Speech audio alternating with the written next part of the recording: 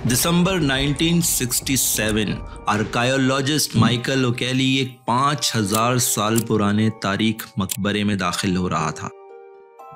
वो टॉम्ब के अंदर दाखिल होने के बाद लंबे से पैसेजवे से गुजरकर ब्यूरियल चैम्बर तक पहुंचा, जहां 5000 साल पहले लोग अपने मुर्दों को दफन किया करते थे। चंद ही लम्हों में वो एक ऐसा हैरत अंगेज मंजर देखने वाला था जिसने ओकेली को आर्कायोलॉजी की दुनिया का एक फेमस नाम बना दिया। वो पिछले 5 साल से इस मकबरे की खुदाई कर रहा था।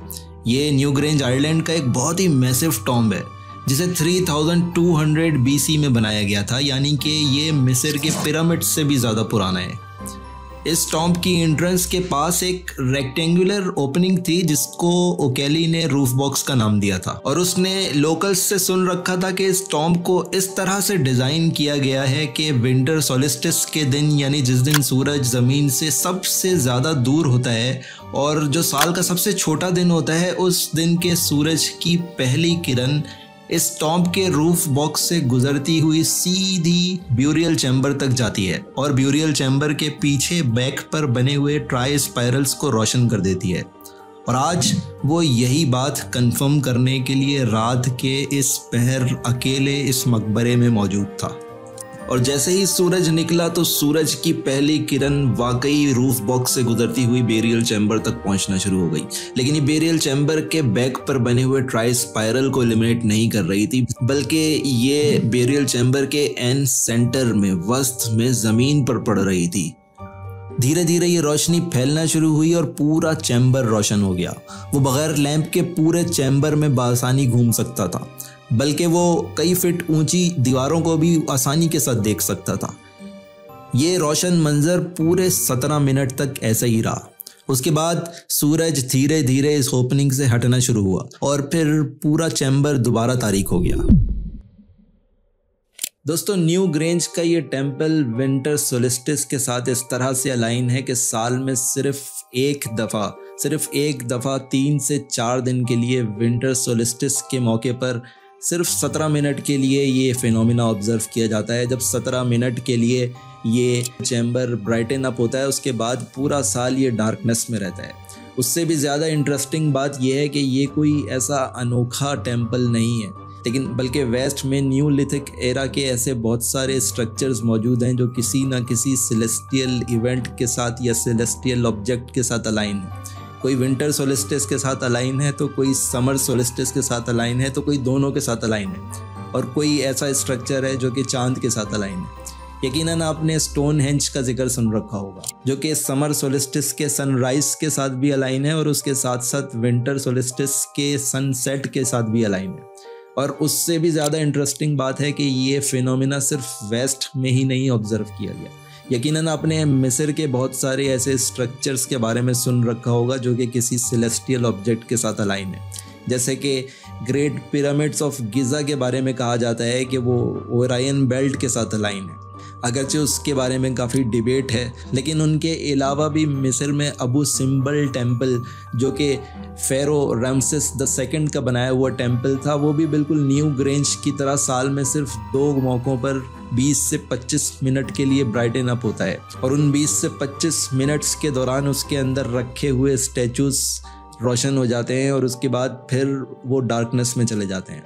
सवाल ये है कि आखिर इन लोगों ने इतनी मेहनत के साथ इतने ज़्यादा कैलकुलेटेड स्ट्रक्चर्स क्यों बनाए, जबकि उनके पास आज की तरह की मॉडर्न टेक्नोलॉजी भी नहीं थी, जिसका मतलब ये है कि उनको इन स्ट्रक्चर्स को बनाने के लिए कई जनरेशन्स का सेलेस्टियल ऑब्जर्वेशंस का रिकॉर्ड चाहिए होगा।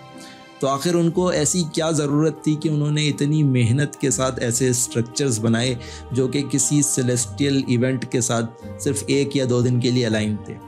दोस्तों, इसका जवाब ये है कि ये स्ट्रक्चर्स असल में ऐसे पोर्टल्स थे, ऐसे दरवाजे थे जो कि साल में 1 या 2 दिन के लिए खुलते थे।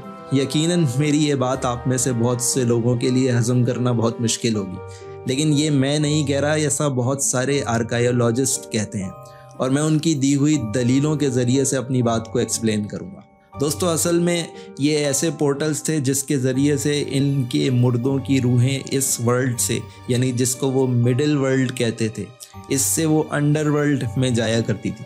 तो इन पोर्टल्स को एक्सप्लेन करने के लिए मुझे आपको अंडरवर्ल्ड का कॉन्सेप्ट एक्सप्लेन करना पड़ेगा, और अंडरवर्ल्ड को एक्सप्लेन करने के लिए मुझे आपको शमनिज़्म के बारे में बताना पड़ेगा। आप में से शायद कुछ लोगों ने शमन्स का जिक्र सुन रखा होगा। दोस्तों, शमनिज़्म एक ऐसी प्रैक्टिस है कि जब मैं इसके एक्सपीरियंसेस के बारे में आपको बताऊंगा तो आप भी सवाल करेंगे कि ये कैसे मुमकिन है, क्या ये लोग झूठ बोल रहे हैं या इनको वाकई ऐसे एक्सपीरियंसेस होते हैं। मेरा नाम है हसन खान और आप देख रहे हैं मेरा चैनल स्लेट। सदियों पुरानी हंटर गैदरिंग सोसाइटीज की कुछ बाकियात आज से कुछ अरसा पहले तक दुनिया में बाकी थी। यानी कुछ ऐसे कबाइल थे जो जंगलात में रहा करते थे और अब तक वो हंटर गैदरर सोसाइटी की सूरत में रहा करते थे। इन कबाइल में से अक्सर में एक प्रीस्ट क्लास हुआ करती थी, यानी इनके रूहानी उलमा हुआ करते थे। और ये जो रूहानी उलमा थे ये नेचर से बहुत ज़्यादा करीब थे। ख़ास तौर पे जो सेलेस्टियल ऑब्जर्वेशन होती है इनके पास उसका खासा इल्म हुआ करता था।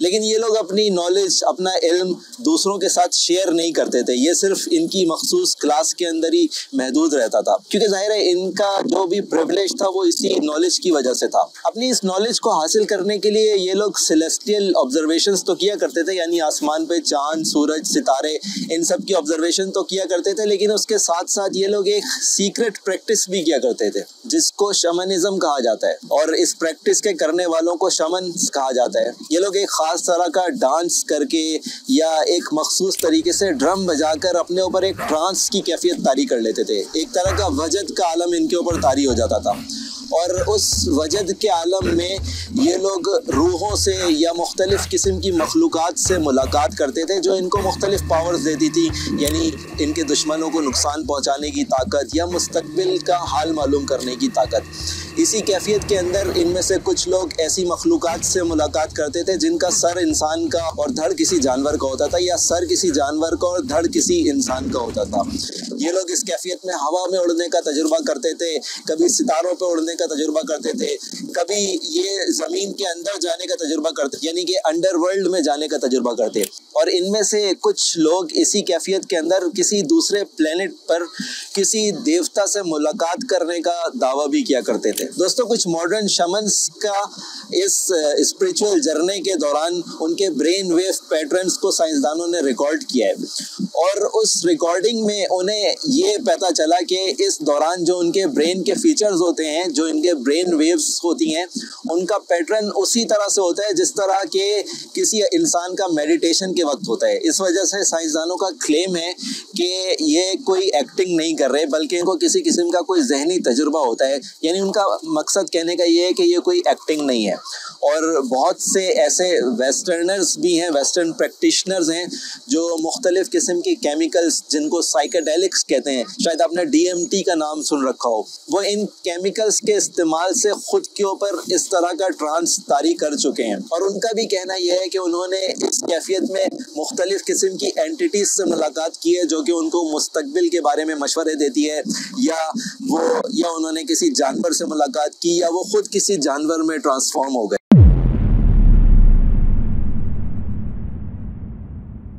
बहुत सारी अर्लियर एंशिएंट सिविलाइजेशंस का ये अकीदा था कि हमारी कॉस्मोस 3 टेयर्स में, 3 लेवल्स में डिवाइडेड है, जिनमें से एक अंडरवर्ल्ड है जहाँ पर रूहें रहती हैं, जबकि मिडिल वर्ल्ड में इंसान रहते हैं और अपर वर्ल्ड में देवता रहा करते हैं।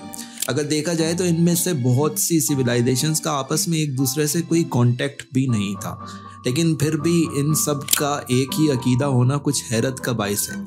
लेकिन एक ऐसी चीज़ थी जो इन सभी सिविलाइजेशंस में कॉमन थी, और वो ये कि यहाँ पर या तो शमनिस्टिक प्रैक्टिसेस की जाती थी या फिर ऐसी ऑब्जेक्ट्स का इस्तेमाल किया जाता था जो कि साइकेडेलिक्स थी। जैसे कि इजिप्शियन सिविलाइजेशन में ब्लू लोटस को ख़ास अहमियत हासिल थी, और ब्लू लोटस एक साइकेडेलिक है, यानी इसके इस्तेमाल से आदमी उसी तरह के ट्रांस में चला जाता है जिस तरह का ट्रांस शमन्स एक्सपीरियंस किया करते थे। दोस्तों, शमनिस्टिक प्रैक्टिसेस और साइकेडेलिक्स के इस्तेमाल ने इन तमाम सिविलाइजेशंस के लोगों को एक ही तरह का एक्सपीरियंस कराया, और उसके नतीजे में ये तमाम सिविलाइजेशंस एक ही कंक्लूजन पर पहुंची। वो ये कि हम यानी इंसान एक मिडिल वर्ल्ड में रहते हैं, मरने के बाद हम अंडरवर्ल्ड में चले जाते हैं जो कि स्पिरिट्स की वर्ल्ड है, जबकि एक अपर वर्ल्ड भी है जहाँ उनके देवता रहा करते हैं।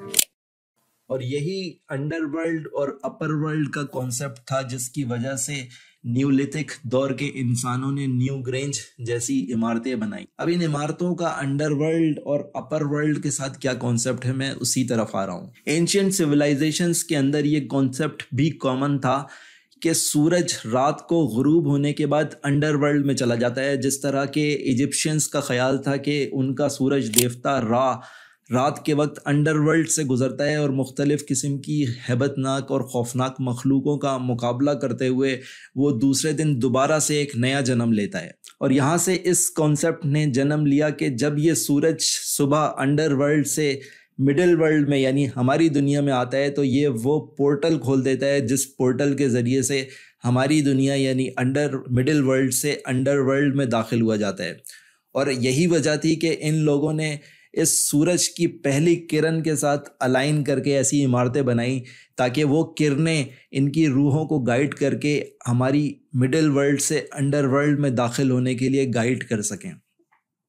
दोस्तों, यहाँ पर यह बताना ज़रूरी है कि क्योंकि यहाँ पर बात हो रही है न्यूलिथिक एरा की, जिसकी तारीख़ हमारे पास डॉक्यूमेंटेड फॉर्म में लिखी हुई मौजूद नहीं है, इसलिए यहाँ पर बहुत कुछ स्पेकुलेशंस पर मबनी है। बहुत कुछ ऐसी चीज़ें हैं जो सिर्फ अंदाजे हैं, लेकिन अगर आप इन डॉट्स को कनेक्ट करना शुरू करें तो एक बहुत क्लियर पिक्चर आपके सामने आ जाएगी। सबसे पहले हम ये देखते हैं कि विंटर सोलिस्टिस में आखिर ऐसी क्या खास बात है।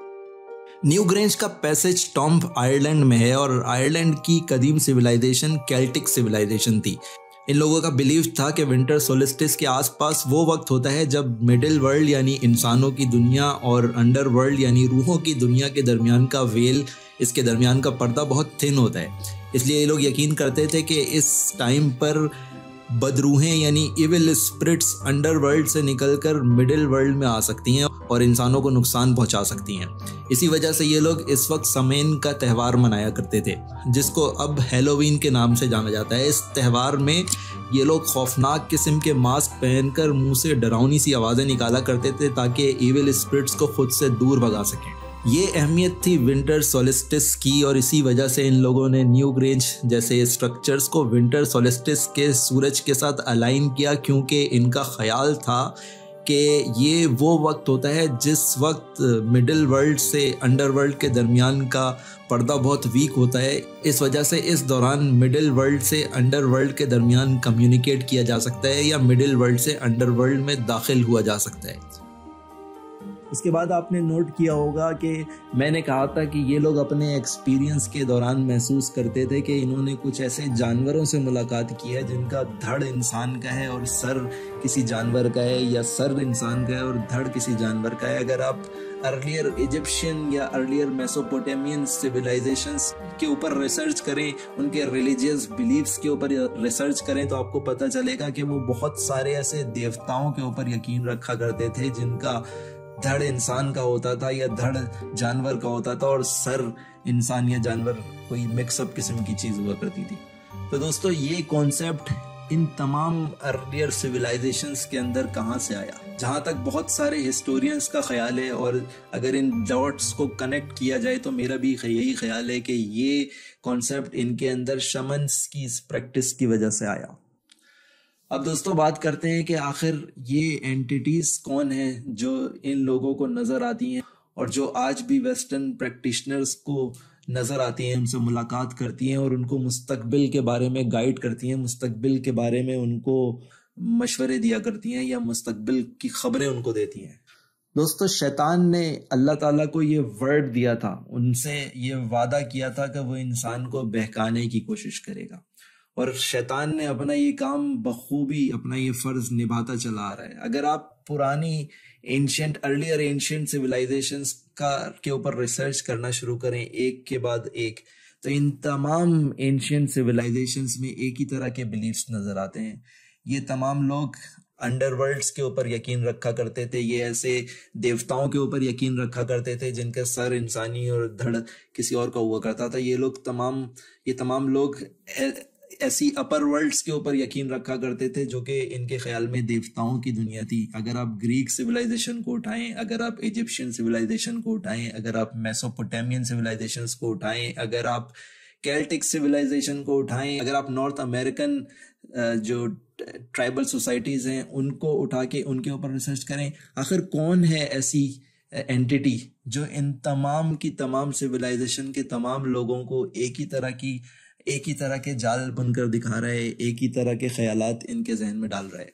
कम से कम मैं तो कन्विंस हूँ कि ये जो एंटिटीज़ जो आज भी वेस्टर्न प्रैक्टिशनर्स को नज़र आती हैं और इस कदर खुल के नज़र आती हैं कि इनके एथियस्ट लोग जो किसी रूहानी वजूद के ऊपर यकीन नहीं रखते, वो भी कहते हैं कि ये कोई हेलुसिनेशन नहीं है, क्योंकि वो जिस हेलुसिनेशन को जानते हैं वो बिल्कुल मुख्तलिफ चीज़ है।